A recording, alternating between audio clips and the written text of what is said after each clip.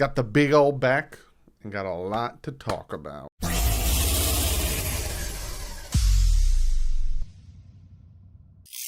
What is up, Finn fans? Yes, Big O, super busy. We're both pretty busy last week. Finally back together talking about the head coaching search, some of the rumors going on. We have a lot to talk about. But before we jump into that, I have to shout out a new member in Elrin Vidal. I hope I said your name right. Thank you so much for being a member. It means a lot to me. If you guys want to join the membership, hit the join button right next to the subscribe button. If you want to become a patron, it is linked in the description below. But yes, me and Big O, we're going to talk about a lot. We have a lot to catch up on, especially with the head coaching. He talks about a lot of his feelings on Jim Harbaugh, on Mike McDaniel, on Tua, and all that stuff. And you'll be surprised. You'll be surprised his feelings on Tua.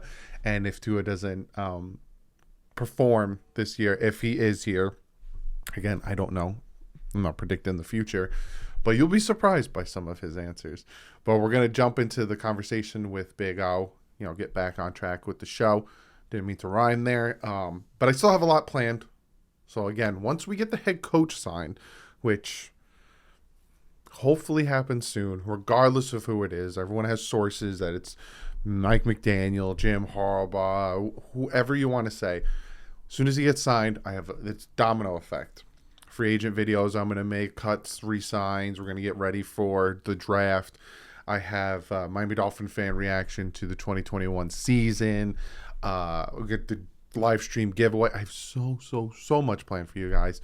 So be sure to hit that subscribe button. Also, if you guys didn't check out my other video, you can also do it here. Put Q&A in the beginning of your comment if you want to be part of the end of the year Q&A. I don't know when that's coming out. I'll let you guys, get a lot of questions in. I'll also ask on Twitter and all that stuff. Follow me on Twitter. But yeah, so I got a lot planned for you guys. But other than that, I will see you probably tomorrow. I have, there's always news coming out. And I have a ton of ideas for videos. So see you guys tomorrow. But like usual, guys, stay classy. And here is me and Big O's fantastic conversation. Big O, I missed you last week, bud. You are a very busy man. Yes, very, very busy. Good busy. It was a good busy, and there's nothing wrong with good busy, and nope. And that's what we had going on last week, as everything is growing on our side, man. And so next year at this time, we'll be at the East West and the Senior Bowl and all those kind of things. I'm kind of getting everything situated, but we will be in Vegas for the draft. Yes, that we're set. I'm actually going to fly out to Vegas hopefully in the next couple of weeks here for a meeting. But yeah, everything's going along, man. It's not easy to build all this thing on your own, so it's a little while to get everything going, but it's good. It's good. I'm ecstatic to hear that. I want you to grow. It was big, and you hit milestones too with views and all this stuff. So congratulations to all that. I'm very happy for you, man. Thank you. We finally crossed 10,000. So we crossed it last Friday, and so onward and upward. We continue on the subscriber side, and we're averaging 88,000 downloads last week. Dude, that's amazing. With no games or nothing. Yeah. Which is amazing. We've done it where we've averaged 100 over the week, but 88,000 downloads a week. It's crazy. We hit over 13 million now. So we were able to use the Marino number for the 13 million. Sean's like, all right, can we stop with this? Can we just do it every 5? And I'm like, yeah, you're right. So you won't see 14 now. We got to start at 15 and then 20, because we're passing 1 million every 10 days, 11 days. So it's like Sean's got to make a new gift and a new thing. It's like, come on, dude, every week and a half from yeah, no, all right. So he says, come on, every 5. And I go, yeah, let's put every 5 million. It's hard when you get that. I'm about to break 31,000 and you're just excited. You're like, it's more. So yeah, it's hard not to get excited. It's great to have a big community, man, so we can all get together and commiserate and suffer together. Although I said this, listen, folks, as Dolphin fans, the best thing that can happen is the Bengals winning it all. Mm-hmm. They've been suffering longer than us. Mm-hmm. They never won it in the AFL. They've never won it in the NFL. They had a shot with Ken Anderson. They had a shot with Boomer Esiason. Montana and the Niners ended both of those. You know what I'm saying? So they've been through more misery and suffering than we have. And if they can somehow break through and win a Super Bowl, then you know what? There's hope for us, man. So I'm a Bengals fan for the next 2 weeks because I'm hoping that, hey, listen, if they get that done, if they can do it, there's some hope for our beloved Miami Dolphins one day. Yeah, I haven't won a playoff game since 1991, and all of a sudden they win their first one. Boom! Now they're in the Super Bowl. So yeah, man, Awesome. Fun. That anything can defense, happen. man, that defense yesterday, I know we all get enamored with the quarterback position. Yeah. But no quarterback has won a Super Bowl where he did it all by himself. Mm-hmm. There are defenses, there are offensive lines involved, there's special teams involved, and and a coaching staff. And you got to give that coaching staff, 2 former Dolphin coaches on there. You got to give them credit. You got to give that kicker who is fearless a lot of credit. Just like the Patriots have one of their championships due to Vinatieri being clutch, right? And then that defense yesterday, they got torched in that first half. Yeah. And then somehow or another, they said, yeah, no more. And they shut them down. That defense gets the game ball for me. Joe Burrow's a stud. Yeah. But that defense gets the game ball for me yesterday. That was awesome. Yeah, awesome. I was going to tweet it out, but I was like, you know what? Let me not start a little bit of a Twitter war. But Joe Burrow, fantastic game, but that defense gets that win. They made Patrick Mahomes look horrible that second half, like just shut him down completely. So and most of the playoffs was on that defense. Joe Burrow, again, not take anything from Joe Burrow. It's terrific. It's awesome. Love Joe Burrow. That defense, so good. Yeah. But like you said, and I talked about this in my video. By the way, we shouldn't be surprised Joe Burrow is doing this since LSU now. Yeah, exactly. So he's a money player, been a money player. So that's where it changes. So this is not anything new for any of us when it comes to that guy right there. You knew he had the moxie from the second you saw him at LSU and what he did, and he's smoking that cigar after that championship. So you knew who that guy was already. You know what I mean? It's like watching Marino come out of Pittsburgh with the locks and everything. And he comes off the bench and the swag was just there, dude. Montana has it. Brady has it. Russell Wilson has it.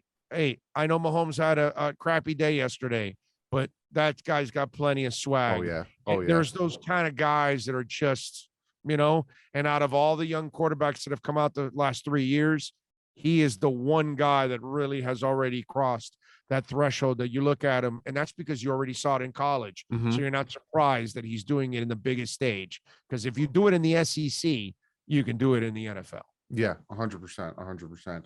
And it's funny too, because I talked about this in my video yesterday, that you look at the Bengals and the Dolphins started their rebuild at the same exact time in 2019.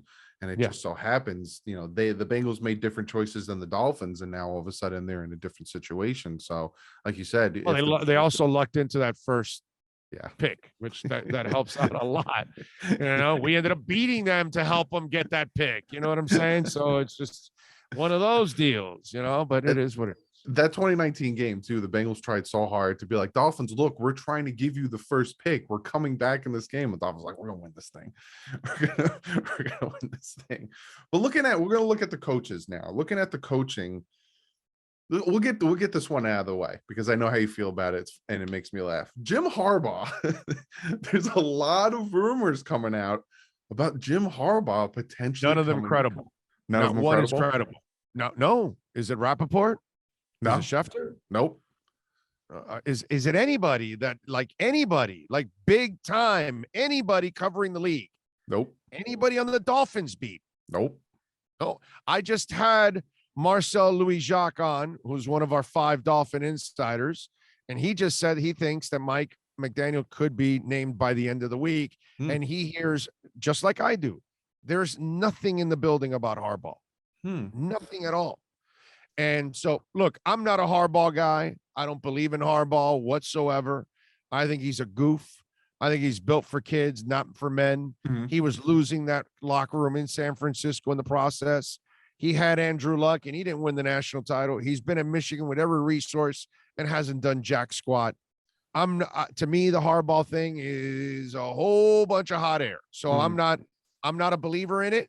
Plus, let me tell you something. Let me add a little caveat to all of this, because everybody thinks, well, the owner, he loves Harbaugh and he loves this, but he also loves Michigan. Now, if he was going to go for Harbaugh, it had to be right when he lost in the playoffs. The day after, he needs to say, I'm going to the NFL. And then that's when Stephen Ross can actually take him. Stephen Ross takes him now in the middle of the recruiting season. Yeah. And pardon my French, this is a major dick move by Harbaugh, by thinking of even leaving Michigan at this point in time. Incredibly irresponsible.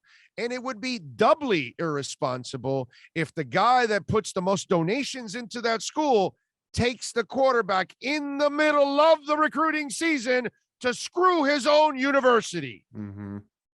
So think about the what's it called? The optics of this entire thing. It would look terrible for the owner. I get it, Joe Dolphin, like you. I get it, Dougie. Joe Dolphin, like you, is only thinking of Joe Dolphin himself. And he doesn't care about the big picture and not thinking about what Ross is going to look like, what Harbaugh looks like right now, what you're putting those kids in that position, because you only care about the Dolphins. Okay. Now, I only care about the Dolphins too, but I don't care about Jim Harbaugh. But if I'm going to be objective about this whole thing, this would be a major D-bag move by Ross and by Harbaugh, screwing over the University of Michigan. So not only should Ross say, I'm not the guy to take Jim Harbaugh from Michigan, I'm certainly not the guy that's going to take Jim Harbaugh from Michigan at the beginning of the recruiting cycle. That would be really irresponsible. And again, not one credible source is reporting it. It's some guy in Chicago that nobody knows and has never broken a story in his life. Maybe he does know somebody. Maybe this is the first of many stories he will break down the line. But bottom line is, not one major NFL credible reporter has picked up on this story and said, there are legs, there is truth. Nothing except fans and talking heads talking about a stupid rumor and printing it and putting it part of articles and all that stuff when there's zero substance to it, which, by the way, is the way of the media nowadays. Let's put out a bunch of crap that has zero substance. And it's funny too, because that one source that talks about, it's going to happen, he's, yada, yada. If it doesn't happen, and, like you said, no credible sources, a lot of the stuff you're saying, makes sense. If it doesn't happen, that guy is going to be dealing with a whole lot of crap, because there's a lot of nobody knows him. They'll forget about him, and he'll never be able to report another story again, because they'll remember that's what he'll be known for, for putting out a bad story. So then it'll never happen. And so, no, he's not big enough to get the ridicule. So nobody's really going to care in the end. And listen, it's not that I want to shame them down or anything like that. Maybe the guy knows something, but the problem I have with it is nobody's picked up on it. And so if there was any credibility to the report, somebody would have picked something up and said, hey, wait a minute, there has been some contact, this and that. And Marcel just told us that the interview with McDaniel is happening today. So we could have something. And okay, now let me piggyback on something else, since you led me down this path. Okay, I am not a fan of human Jenga. Okay, and we've done that for 20 years. Okay, I'll say that. But in this case, because of the prior experiences of failing with Flo, who could not build a staff, failing with Joe Philbin, who could not build a staff. So none of the candidates that are out there were home runs. There were no candidates out there. You were going, oh my God, I got to have them. It's Nick Saban. We got to get him. It's Jimmy Johnson. We got to get him. Oh, Bill Parcells. Remember all those things, right? Oh my God, we got to have them. And even Adam Gase was the hot coordinator. Peyton Manning says, yeah, you can hire him, whatever. You know what I mean? And listen, Peyton Manning's the guy that doesn't care if his living room gets torn off and taken down the street, and he's looking at it going, hey, we've opened up the place. So we know no, I'm just having fun. Relax. So anyway, all right. So we've got this experience of hiring the coaches that can't build staffs because they don't have the wherewithal for it. They don't have let me not use the word Rolodex. I have been brought up now as saying, hey, remember, everybody's, a lot of people are young. They don't know even what a Rolodex is. So a deep contact, whatever library he has. Okay. So they don't have it. So they figure, okay, wait a minute. We got a coach that wasn't barely talking to his staff anyways from Thanksgiving on. So that staff had an opportunity on its own to kind of show us if they can coach the defense, and they kind of were coaching them up and all that good stuff, right? So they figure, okay, we like some of the guys that we have here, Alexander and Josh and all these kind of cats. So let's keep them. We'll keep our defensive staff intact. We'll keep our defense intact. The offense has no continuity, has no chemistry, no nothing. So what you're bringing in is to repair, not to, but if you bring somebody clean in like a Harbaugh, he's going to destroy everything and rebuild it the way he wants. Yeah. So you go get an offensive mind that shouldn't have a problem building an offensive staff, but probably would struggle on the defensive side. So keep the defensive staff in place, get the offensive mind coming in to run the offense and fix the offense. And that's how you create your synergy, you hope. So I think that's the method behind the madness at this point in time. They don't want to set the team back. So by adding the new coach, you really don't set him back, because if you're keeping the defensive staff, you're keeping the continuity of the defense. So everything's fine there. So now all you need to do is correct what's been broken. Yeah. The offense for decades. Yeah. So you might as well. Okay. So it's not, I get what they're trying to do. So if Mike is the guy, then he will build his staff. And I would not be surprised if there's a veteran coach that comes with it that will be kind of a mentor type of thing for McDaniel and other people in that place. That's the other thing. I think the next coach that comes in is also going to work with Reggie McKenzie and Marvin Allen and Chris Greer in building the staff. Things that Flo did early on when they assisted him with Chan Gailey and Ryan Fitzpatrick.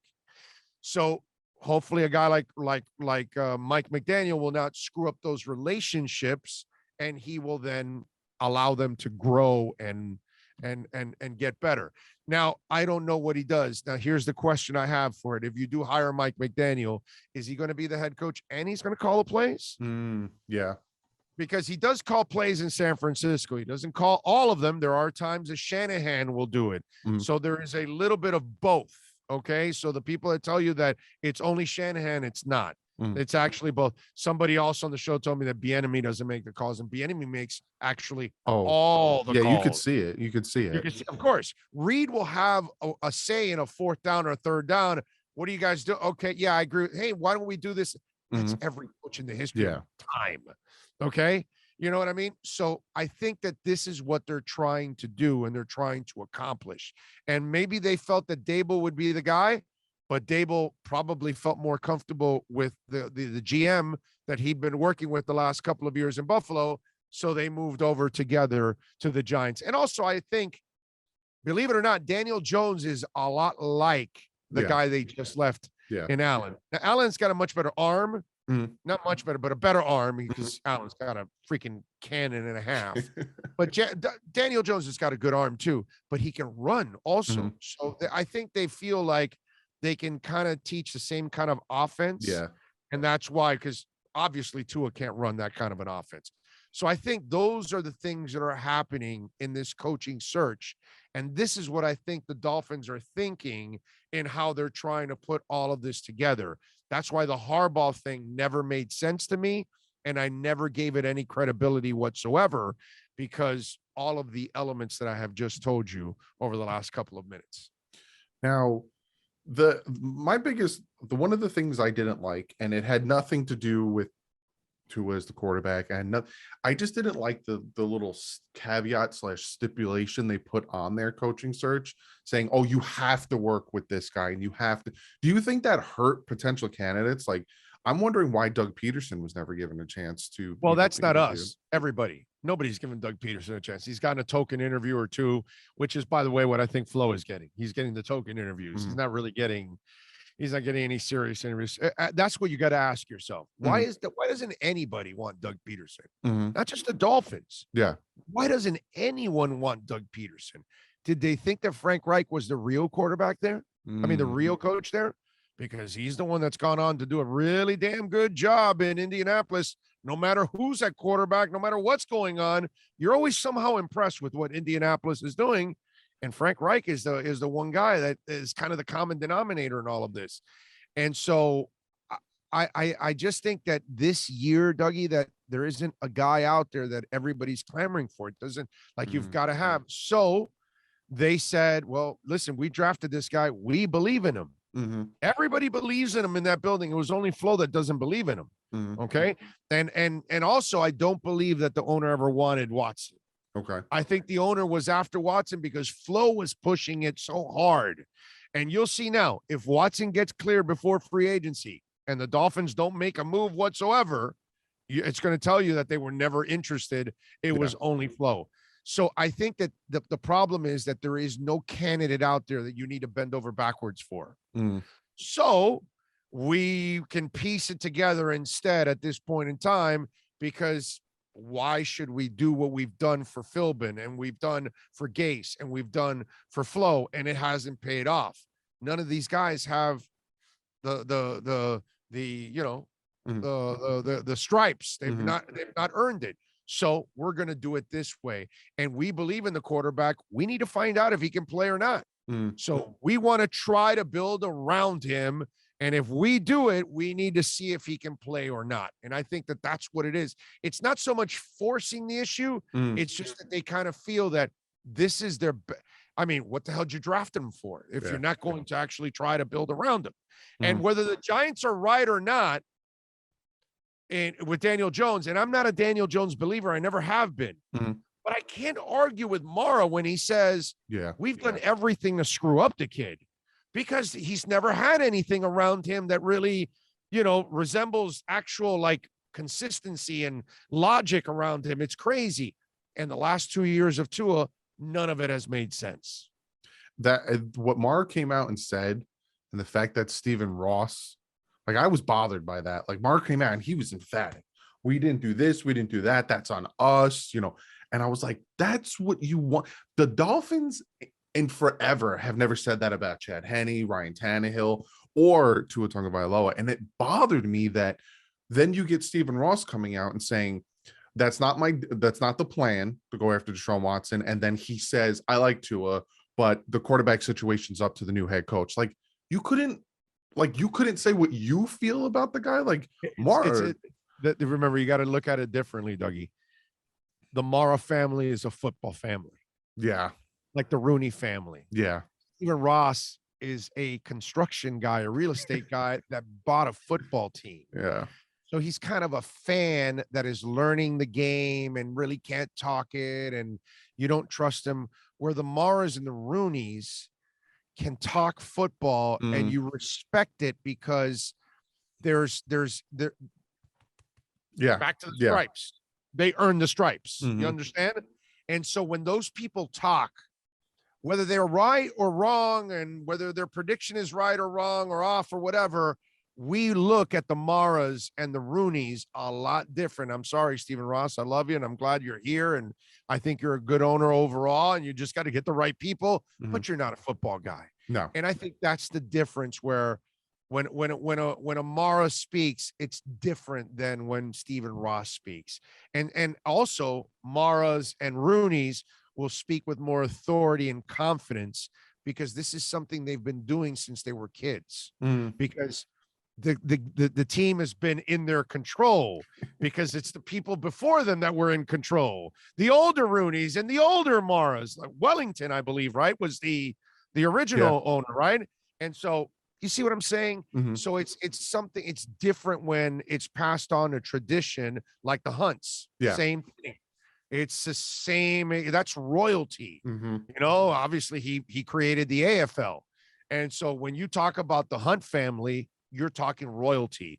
When you're talking Mara and you're talking Rooney, I think you're talking NFL royalty. So it's a little different when they talk football compared to a Stephen Ross.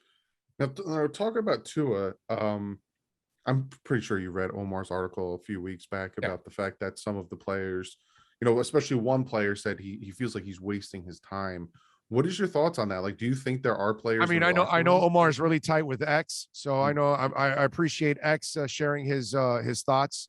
And Omar, I told Omar that on the show. He goes, "No, stop saying that. Don't say that." Okay, I won't say it, Omar. That X told you.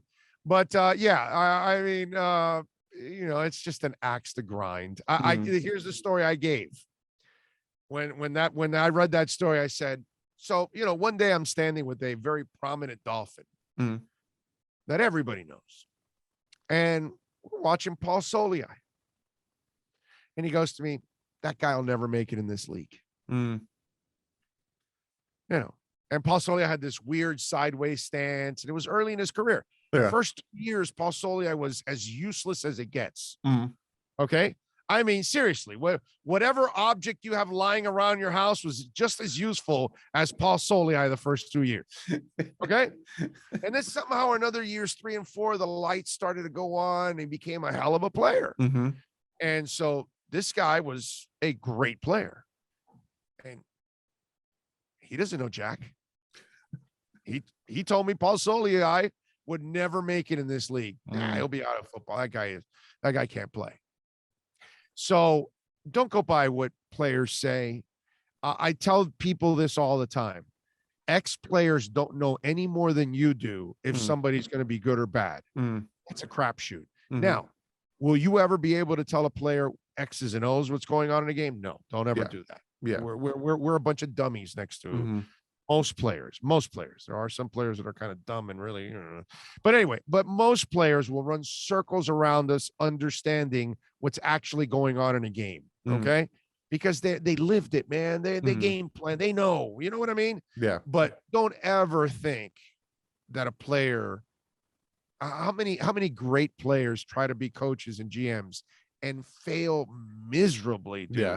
I mean, miserably. And they look like a joke. And you're like, whoa, dude, Michael Jordan, bro, you were a great player, but man, It took Detroit about 25 years to have a half decent basketball team.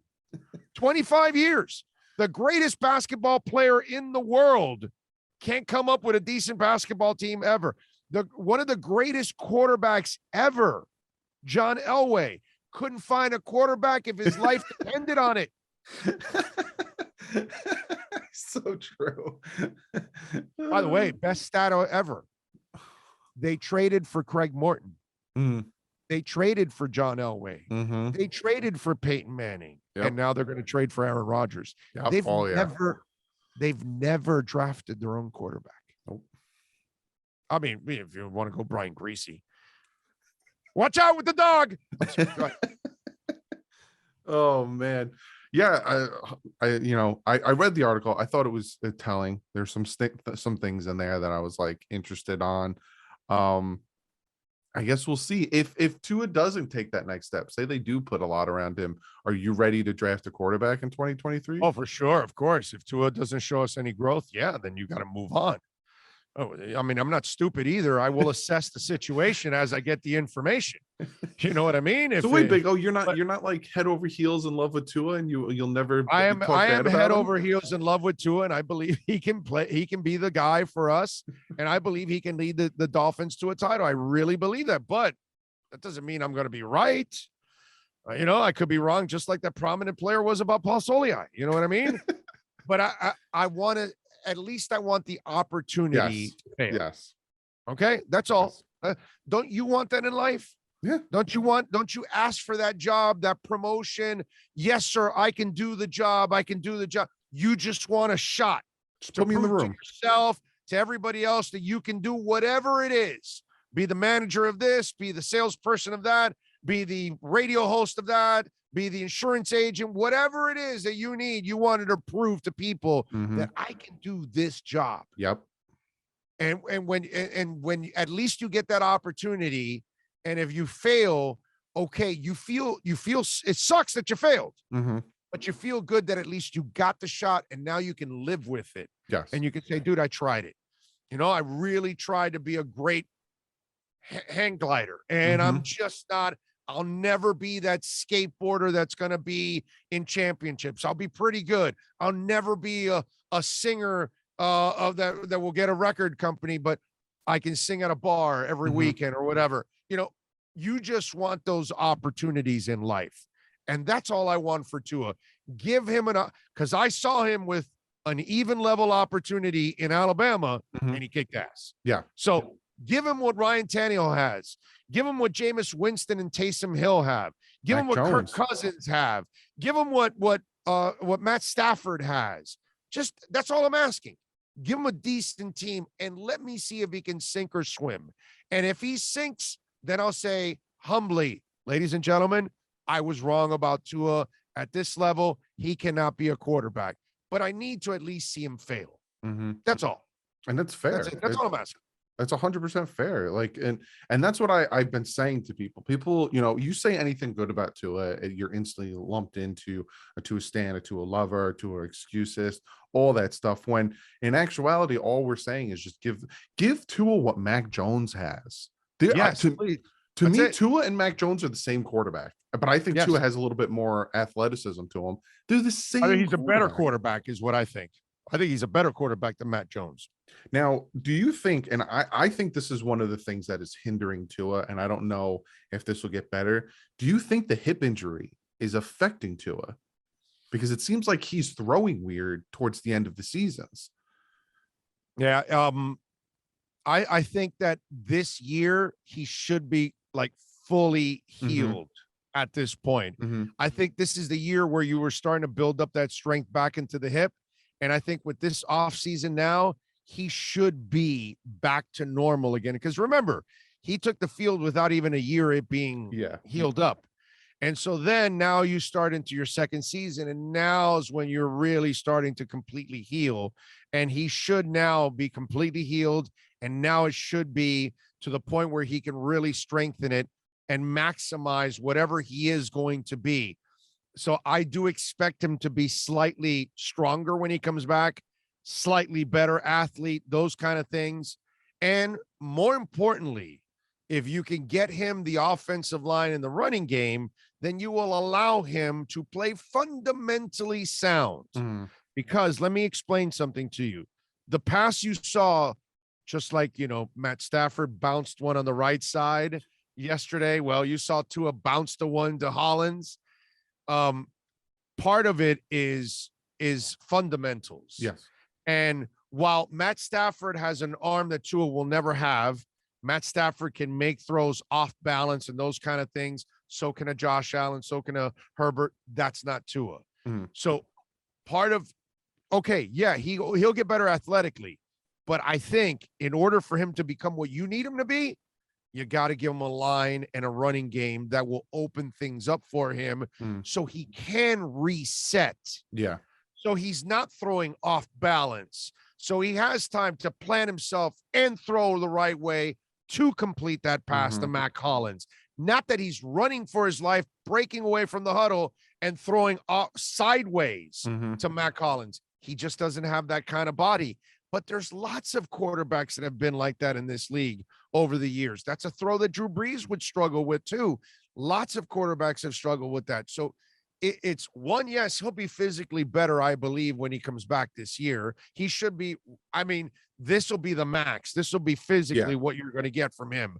But if you don't help him with a line and a running game and a coaching staff that knows how to coach and set things up, it's going to be hard for him to succeed, dude. It just is.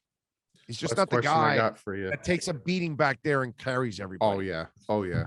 Not who he is, bro. Last question I got for you. Is there, obviously it seems like it's Mike McDaniel's job to lose. I don't think they'll go for Keelan Moore. They might give him an interview, but I don't think they'll go for it. Jerry already blocked it, right? He said, no, he's I think he said he's going back to. Yeah. Are you good with Mike McDaniel, or would you prefer a different candidate? I want Jim Caldwell. I'm not getting Jim Caldwell. So at this point, it's like, what do you want me to do, bro? Dable, McDaniel, whatever. All right, let's roll. Let's see what happens.